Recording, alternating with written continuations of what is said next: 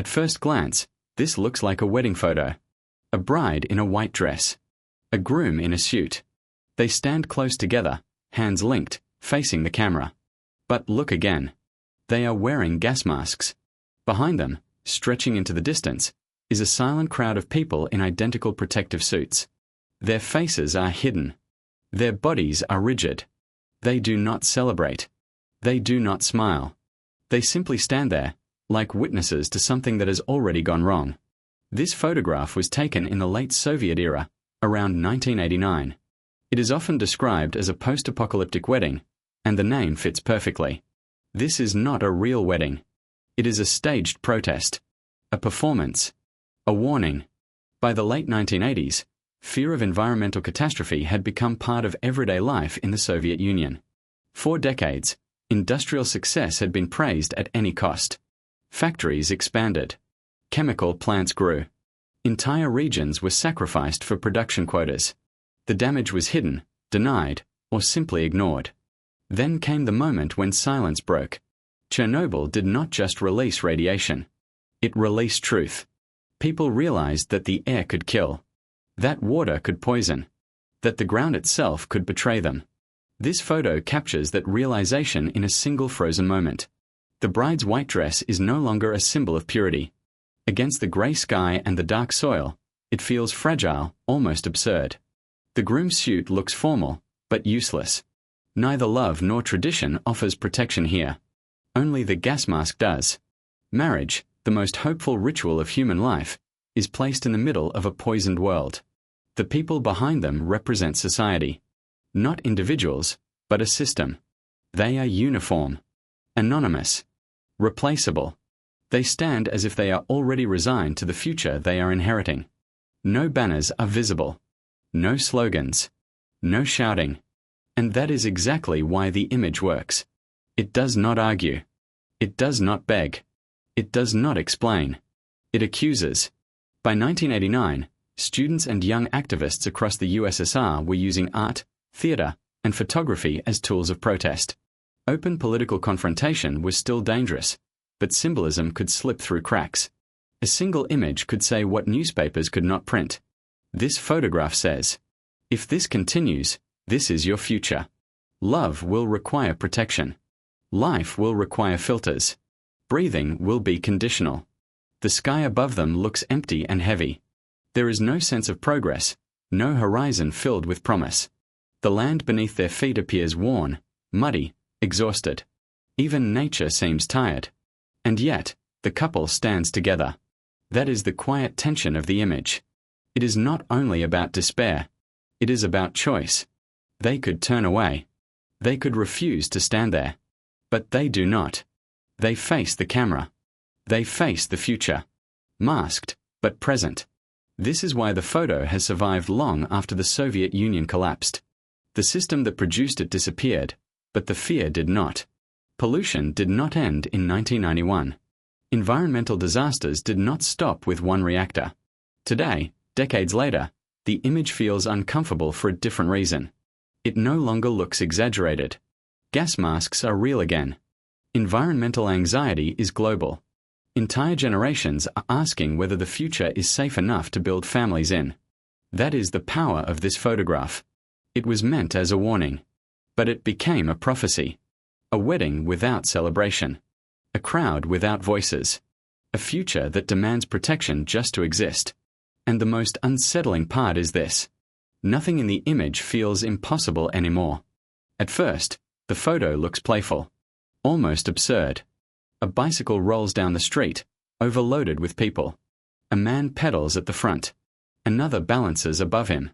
A little girl sits ahead, holding the handlebars. And in the middle of it all, calmly working as if nothing is strange, a woman sits at a sewing machine.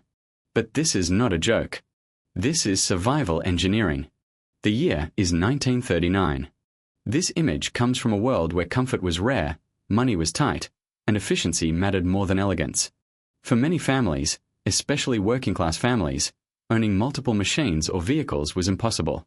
Every object had to serve more than one purpose. Often, it had to serve an entire household. This bicycle was not designed for fun. It was designed for life. Transportation, childcare, and work, combined into one moving system. The man pedaling represents labor in its most literal form. Human energy, replacing fuel. No engines. No electricity. Just muscle and balance. Every rotation of the pedals moves not only people, but productivity itself. Above him, another man balances on a higher seat, gripping a steering wheel-like handle. His position looks uncomfortable, even dangerous, but it allows space for what matters most in the center. The mother. She sits at a fully functional sewing machine mounted directly onto the frame. As the bicycle moves forward, she works. Stitch after stitch. Clothes, repairs, maybe garments for neighbors or customers. Each movement of the needle represents income. Time cannot be wasted. Even travel time must produce value. And in front, the child. She is dressed neatly, legs dangling, trusting the adults around her completely. She is not afraid. This is normal to her. This is childhood inside an economy that does not pause. There are no safety belts. No helmets. No regulations. Only trust, coordination, and necessity. The background tells the rest of the story. Open streets. Sparse buildings. A city still shaped by industrial growth and economic uncertainty. The world stands on the edge of massive change. War is approaching. Shortages will come. Families like this already know how to adapt. This image challenges the modern idea of innovation. Today, innovation means faster apps, smarter devices, more comfort. In 1939, innovation meant doing more with less. It meant refusing to stop working just because the road was long. It meant turning movement itself into opportunity. The sewing machine does not stop when the bicycle moves. Life does not stop because conditions are difficult. That is the message hidden inside this photograph. It is easy to laugh at the image today. Easy to call it strange, impractical, unsafe. But laughter comes from distance. From abundance. From forgetting what it means to live in a world where every minute matters. This family did not invent this machine to impress anyone. They invented it to endure. And that is why the photo still feels powerful. It shows cooperation instead of comfort. Ingenuity instead of convenience. Motion instead of waiting. Everyone has a role. Everyone contributes. No one is passive. In a single frame, we see work, care, movement, and trust operating together. This is not just a bicycle. It is a moving household. A factory on wheels. A reminder that human creativity does not begin with technology. It begins with need. And perhaps the most striking detail is this. No one in the photo looks unhappy. Because progress is not always about going faster. Sometimes, it is simply about finding a way to keep going at all. At first glance, this looks like a routine wartime photograph. Bombers fly low over the coastline. Smoke rises from the ground below. The sea churns under heavy clouds. Another moment from the endless air war of World War II. But this image hides one of the strangest stories of military deception ever attempted. During the Second World War, Germany faced a growing problem in occupied Europe. Allied bombers were striking airfields with increasing precision. Every runway, every hangar, every aircraft on the ground became a target. A single successful raid could cripple an entire airbase. So the Germans tried something unusual. They built an airfield that was not meant to function. In occupied Holland, engineers constructed what appeared to be a fully operational military airbase. From the air, it looked convincing. Runways, aircraft, support buildings. Everything was laid out exactly as a real airfield should be. But none of it was real. The planes were made of wood. The hangars were plywood. The equipment was fake. Even the details were designed only to fool pilots thousands of meters above the ground. This was a decoy airfield, built not to launch aircraft, but to attract bombs. The idea was simple. If Allied pilots believed this was a real strategic target, they would waste their bombs here instead of hitting actual operational bases. Wood and paint would be sacrificed so concrete and steel could survive elsewhere. And for a while, the deception worked. Then came the British response. At some point, an Allied bomber flew over the site and dropped a single bomb. But it was not an explosive bomb. It was wooden. A deliberate message. The meaning was clear. We see you. We know this is fake. You are not fooling anyone. No explosion followed. No destruction. Just humiliation. The wooden bomb landed among the wooden planes and wooden buildings like a silent accusation. British pilots did not need to destroy the site. The joke itself was enough. Soon after, construction on the Decoy airfield stopped. Whether German commanders laughed, raged, or simply accepted the message remains unknown. What is certain is that the psychological blow was real. In a war defined by steel, fire, and mass death, this was a rare moment of irony. This photograph represents more than bombers in the sky. It represents a battle of minds. World War II was not only fought with weapons. It was fought with illusions, misdirection, and intelligence. Fake tanks, inflatable vehicles, false radio traffic, and entire phantom armies were created to confuse the enemy. The Decoy airfield was part of that hidden war. But deception has limits. Once exposed, it becomes useless. The British did not need to destroy the illusion. They simply acknowledged it. And by acknowledging it, they destroyed its purpose. That single wooden bomb carried no explosives, but it carried certainty. The certainty that the sky was no longer blind. That observation had caught up with camouflage. That air power was now paired with intelligence. Looking at this image today, the planes appear dominant, almost effortless as they cross the sky. But behind that dominance was knowledge, reconnaissance, analysis, and the ability to see through lies built from wood and paint. This is what makes the story unsettling. Not the bombing. Not the smoke. But the realization that even massive efforts to deceive can fail instantly once the truth is seen. The fake airfield was never meant to fight. It was meant to distract. And in the end, it became a symbol of how thin the line is between clever deception and exposed weakness. In war, as in history, pretending something is real is never enough. Someone, somewhere, is always watching closely enough to notice when the shadows are wrong. At first glance, this car looks unreal. Low. Endless. Almost liquid in shape. It does not resemble a vehicle meant for roads. It looks like something carved by the wind itself, a black silhouette stretched to perfection. People stand around it in silence, not touching, not rushing, simply staring. This is a Rolls-Royce Phantom from 1925. But calling it a car barely scratches the surface. In the 1920s, automobiles were still noisy, mechanical, and visibly imperfect. Most cars rattled. Most cars smelled of oil. Most cars reminded you constantly that they were machines. Rolls-Royce wanted the opposite. Their ambition was not speed. Not mass production. Not even innovation for its own sake. Their ambition was silence, presence, and authority. The Phantom was designed for people who did not need to explain who they were. Industrialists. Royal families. Heads of state. Individuals whose power was already established long before the engine started. This particular Phantom pushes that philosophy to its extreme. The body is long, flowing, uninterrupted. There are no sharp angles screaming for attention. No unnecessary decoration. Everything is smooth, restrained, deliberate. The black paint absorbs light instead of reflecting it, making the car appear heavier, calmer, more permanent. It does not demand attention. It assumes it. In the 1920s, owning such a vehicle meant something very specific. It meant you could afford not just the car, but the time. These vehicles were not assembled quickly. They were commissioned. Bodies were often custom-built. Interiors were tailored. Nothing about the process was rushed. This was not transportation. This was a statement of control over time itself. The Phantom was famously described as the best car in the world, not because of speed, but because of refinement. The engine was engineered to be so smooth that passengers could barely feel it running. At low speeds, people reportedly checked the hood just to confirm the engine was on. Silence was luxury. Comfort was power. Looking at the crowd surrounding the car in this photo, you can see the contrast between eras. Modern spectators with cameras and casual clothing stand around an artifact from a world that no longer exists. A world where luxury was quiet, slow, and absolute.